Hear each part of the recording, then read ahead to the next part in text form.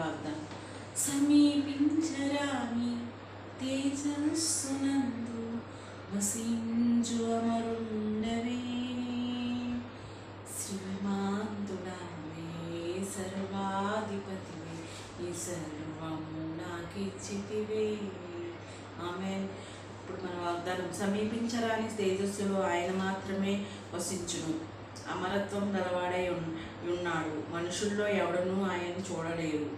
చూడండి 1 తిమోతి 6:16 ఉంది మాట. మనుషుల్లో ఆయన సమీపించరాని తేజస్సు.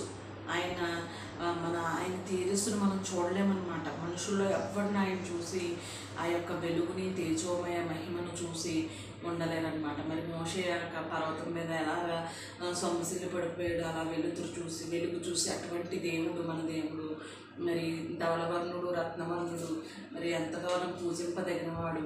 మరి అలాంటి మన గొప్ప దేవునికి మరి ఆయన తేజస్సు మనలో ఉండాలంటే మనం ఆయన తేజస్సులో ఒక్క రేణువైనా మన మీద పడితే మనం ఎంతో అద్భుతాలు చేసేవారం అవుతాం.